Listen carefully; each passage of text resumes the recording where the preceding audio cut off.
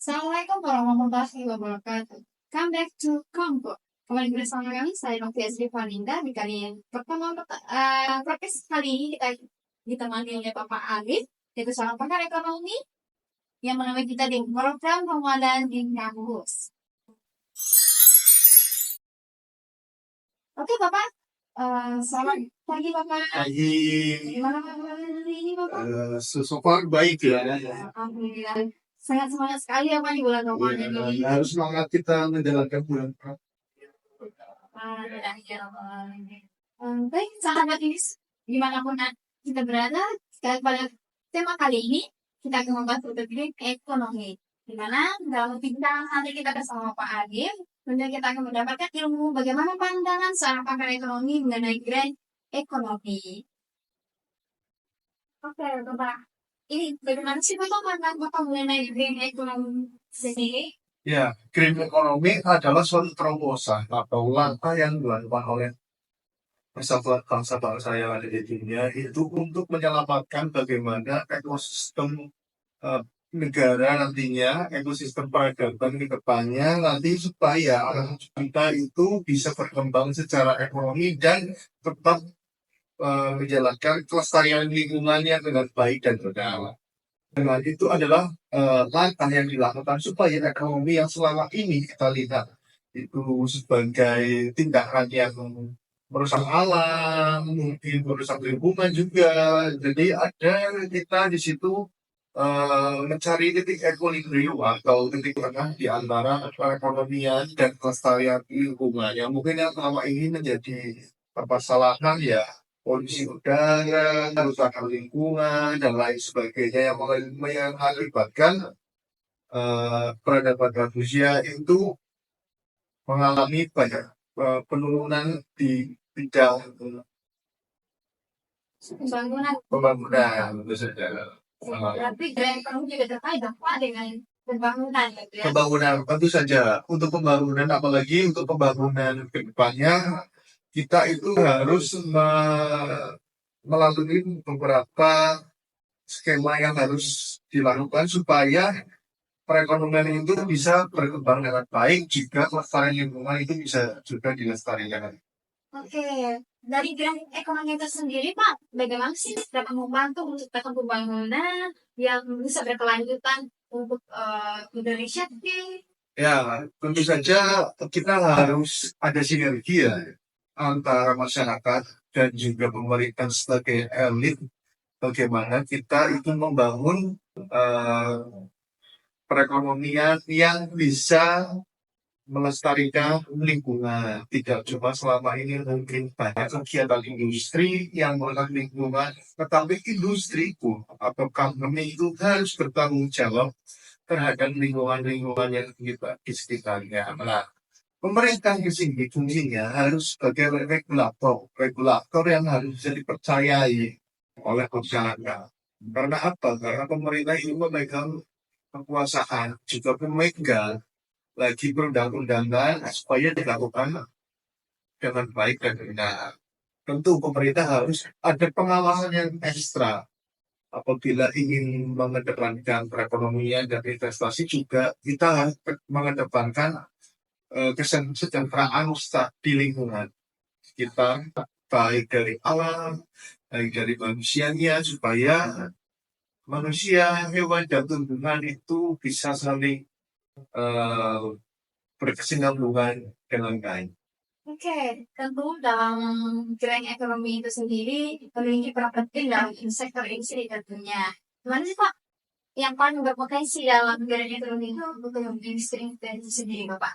Untuk membangun industri itu sendiri, tentu saja kita harus melihat bagaimana suatu perekonomian atau industri yang ada itu harus memiliki dampak bagi lingkungan yang ada. Dan salah satu caranya itu misal kita harus membuat pabrik atau perusahaan yang ramah lingkungan dengan cara apa? Mengganti energi mungkin dari bahan bakar kita ganti menjadi sel surya atau juga kita cari terobosan energi baru, mungkin dari biogas, biometana, dan lain sebagainya. Juga kita juga bisa memanfaatkan eh, kincir air, kincir angin juga untuk sebagai bahan pembangkit listrik ya. Nah, kita lihat sedang Indonesia sudah mulai ada pembangunan atau pergerakan di mana nanti Indonesia akan dibangun pembangkit listrik tenaga ombak ya. Itu karena Indonesia itu menjadi negara maritim yang paling besar di dunia, itu merupakan potensi yang sangat luar biasa. Maka dari itu kita harus bisa melihat celah dan peluang kita memanfaatkan apa yang ada di Indonesia seperti lautan yang sangat luas ini sebagai energi yang baru ke depannya.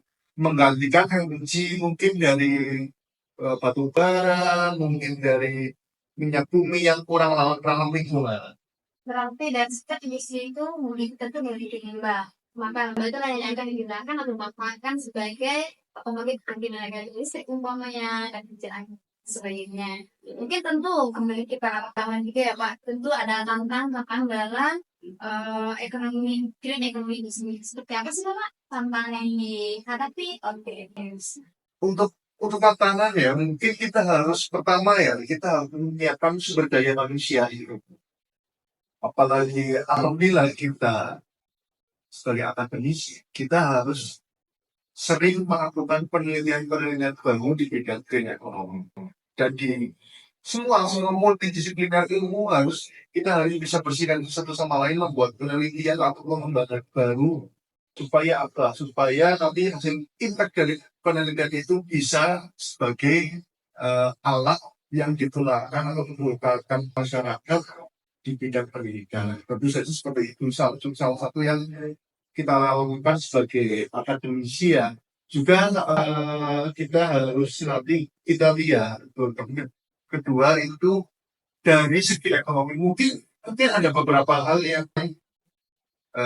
nggak murah ya dari pembuatan energi baru ini, tetapi kita harus melakukan investasi itu walaupun memang mungkin di awal memang agak mahal, agak pricey, tetapi ya untuk apa? Untuk kelanjutan. Lebih baik kita keluarkan modal di awal yang besar, tetapi lingkungan itu bisa secara dulu. berarti tentu bisa melakukan inovasi baru dari ekonomi sendiri Pak. Ya, betul. Tentu kita harus bisa melakukan inovasi yang baru. Kita harus mencari kebaruan terus-menerus.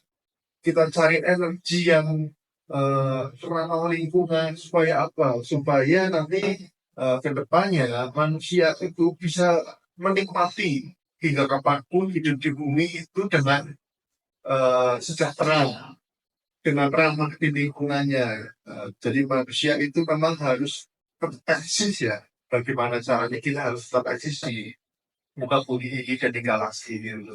Oke, dan terakhir di Bapak, bagaimana sih Pak individu dan pelaku usaha dapat berkontribusi mendukung yang namanya gerakan ekonomi tersebut? Nah, untuk pelaku usaha, misal kita sebagai UMKM dengan langkah yang paling sederhana saja, kita itu bisa membagi antara limbah yang organik dan anorganik. Itu sederhananya sebagai UMKM masyarakat itu pedagang kaki lima dan lain sebagainya. Ya. Juga nanti kita bisa membuat bank sampah.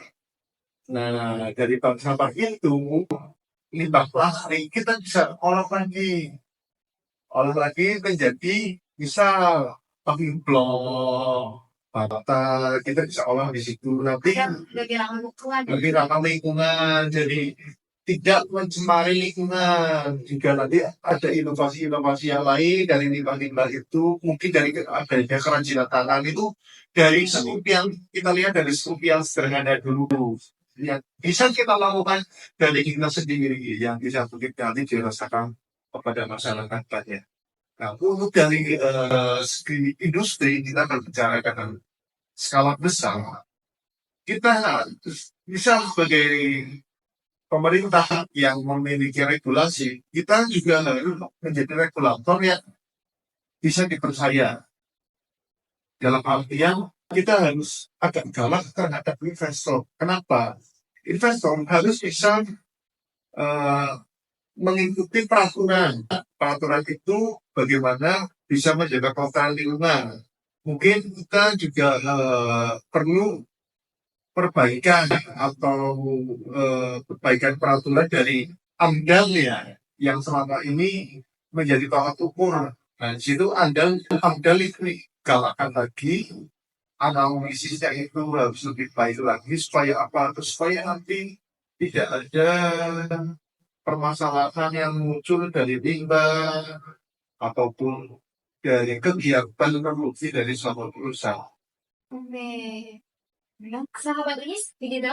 Bagaimana grand ekonomi itu menjadi peran penting dalam kondisi tentunya butuh dukungan dari pelaku-pelaku usaha kecil baik itu UKM yang mana dari ide tersebut tentu kita dapat memanfaatkan apa yang dihasilkan. Jadi kira-kira itu menjadi sangat penting bagi semua industri yang melakukan inovasi tadi itu. Oke, sahabat Unis, sudah konsisten dengan kami di sini. Bertemu lagi kita di edisi berikutnya. Terima kasih Bapak atas waktu yang Terima kasih. diberikan. Semoga puasanya semakin berkah dan semakin produktif sampai di dalam Ramadan ini. Baik sahabat kita, semangat melakukan hal baik bulan yang baik. Assalamualaikum warahmatullahi wabarakatuh.